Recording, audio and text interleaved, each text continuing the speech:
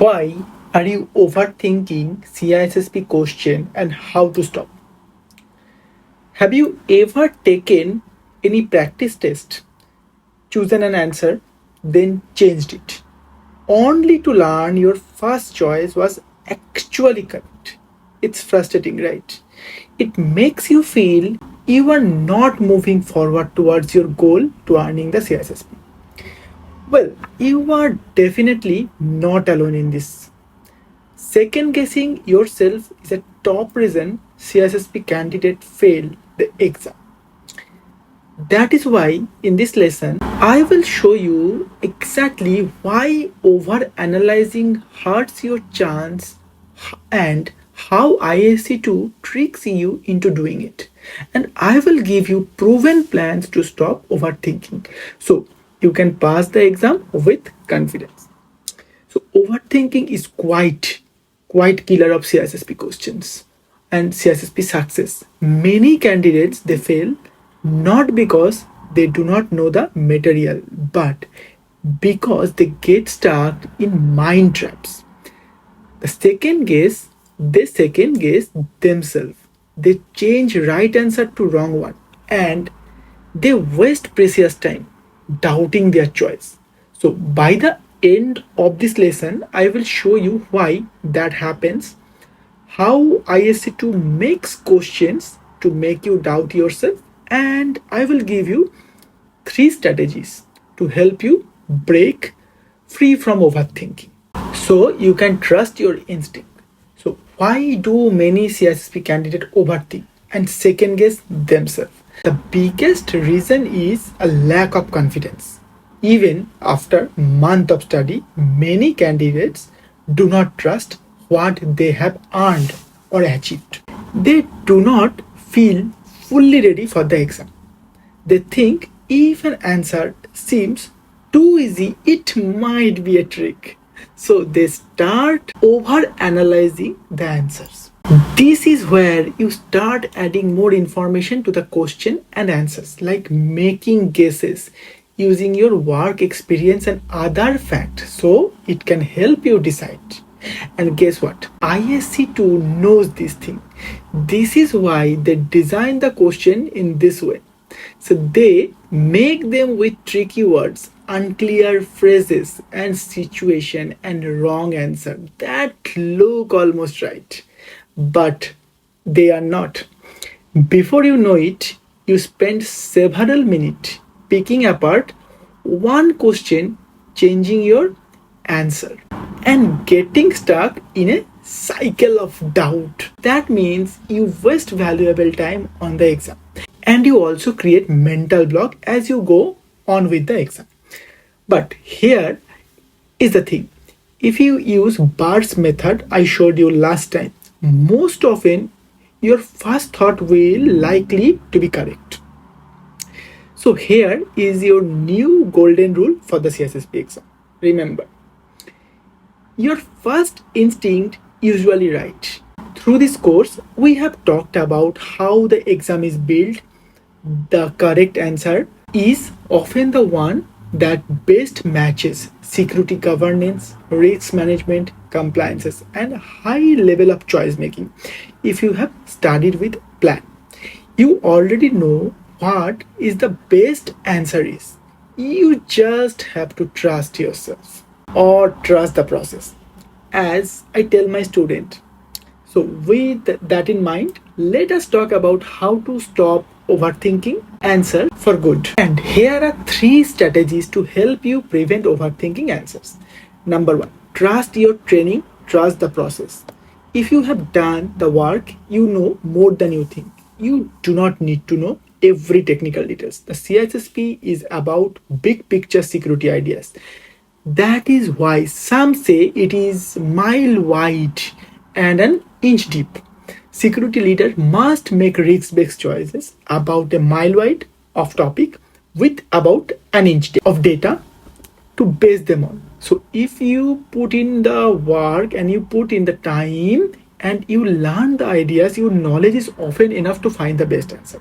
That brings us to number 2. Follow the Bart's method. Break down the question. Look for key phrases like most, fast, best, and least. These words tell you exactly what the question is testing you on. Then apply risk-based filter. Think like a security leader, not a technician. Always choose answer that put governance, risk, compliance over technical fixes. And do this based on role they have given you in the question. Remember, it is not always going to be management. It could be a architecture or a security engineer or a security administrator.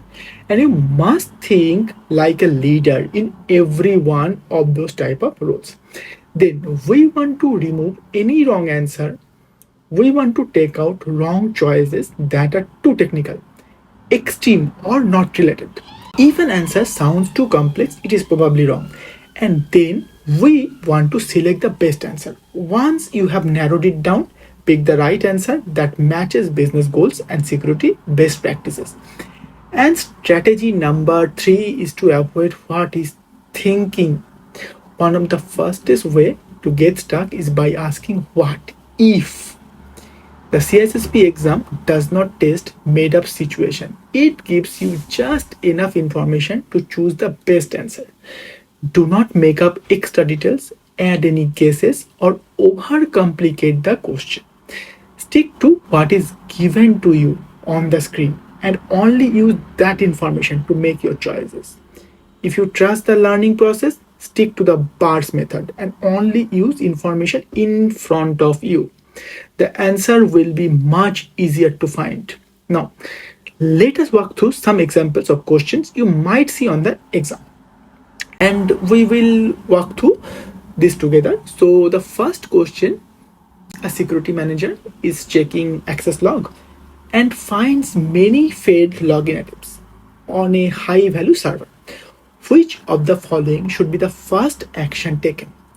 A. Start an account lockout rule to stop more attempts. B. Check the source of the failed login and see if they are malicious. C. Tell senior management of a possible security event. D. Reset all admin password as a safety steps to stop more attempts. Now, breaking down this question, what is the first step to take after finding that there are many failed login attempts? Now, let us apply the risk filter.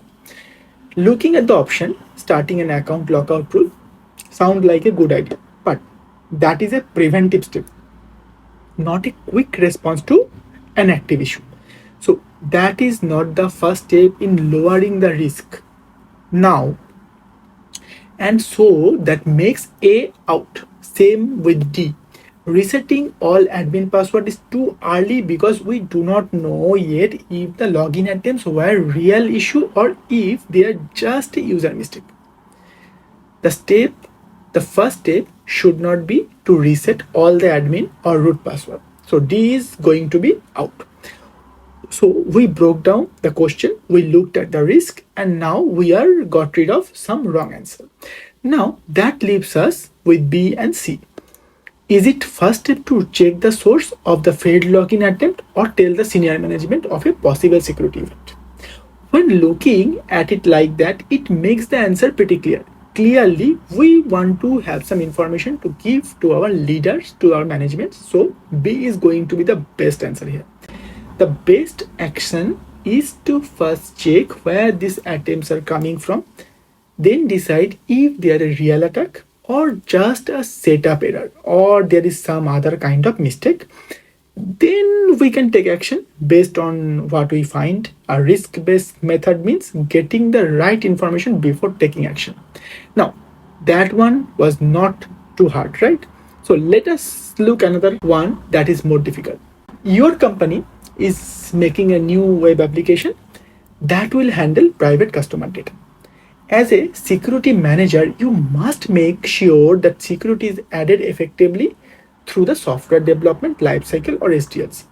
What is the best way to do this? A. To run the penetration test after launch to find weakness. B. Do a risk check during the planning phase to set security needs. C. Make developer use security controls during the coding phase. D. Use the web application firewall or WAF before starting the application. So let us use the bars method and break this down. Breaking down the question, what is the best way to add security effectively through the whole SDLC method? So let us apply the risk filter and then we will remove the wrong answer at the same time. So running a penetration test after launch, that is a good practice, but it is reactive, not proactive. I would also be done later in the SDLC phase, not added early in the process. So A is going to be out. C is the another answer that stand out to me too. Using security controls during coding practice is important, but that is not the best way for adding security into the whole SDLC. Without set security needs from the earlier phase, developer might not know what control to use. So that is not the best choice to lower the risk here either. So C is going to be out. So that is going to leave us with B and D. A. WAF is useful security step, but it is proactive too. That comes after development. It is not a built-in part of SDLC itself. So that makes this answer choice very easy. The best option is doing a risk check during the planning phase. This makes sure security is built in from the start by setting security needs, handling possible risk and guiding security choices through development. Security must be built into SDLC from the start, not added later. Now let us walk through one more. Your company is planning a new data center and must use a fire suppression system that lowers the harm to key IT equipments while putting out fires well. Which of the following is the best fire suppression solution for this place? A. Water-based sprinkler system. B. Carbon dioxide suppression system. C. Clean agent gas suppression system. D. Dry chemical powder suppression system. Let us use bars method and break down the question. The key phrase here is the best fire suppression solution for data center. This means we need a fire suppression way that puts out fire well without harming IT equipments. Now let us apply the risk-based filter. Data center holds sensitive electronics that can be ruined by water, chemical residues, or big temperature changes. This is a huge risk to us and huge risk to the equipment. So the fire suppression system should focus on protecting the both people and equipment while lowering the work stoppage time. Why? Because there are many people in the data center. So people are always a risk that we must always consider. So with that in mind, let us start removing some wrong answer.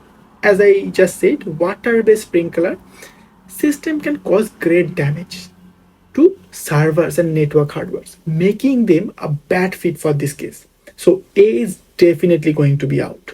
Carbon dioxide suppression system or CO2 suppression system remove oxygen to put out fire. So they are serious risks to human life in occupied spaces like data center. With the CISSP exam, again, one thing you can always assume that human life matters in every single case.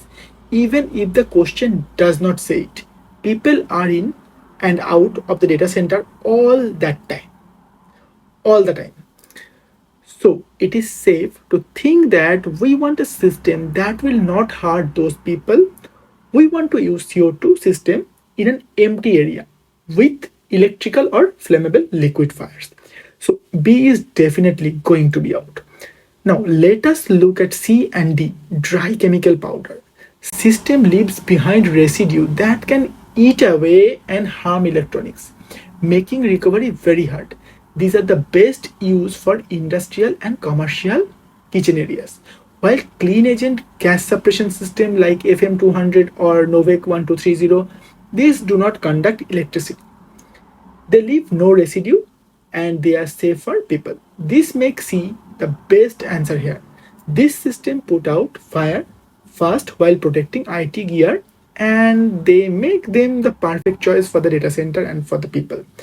So do you see how even with physical security questions we can use risk as a way of narrowing down the answer? Now, clearly it also help you know exactly what each of this system does, which is why you need to know the ideas for the exam. But again, do not overthink it. Use the burst method to narrow your options and go with your instincts. Now, if you take one thing from this lesson, here is what I want you to remember. Overthinking is one of the biggest reasons candidates fail the CISSP exam.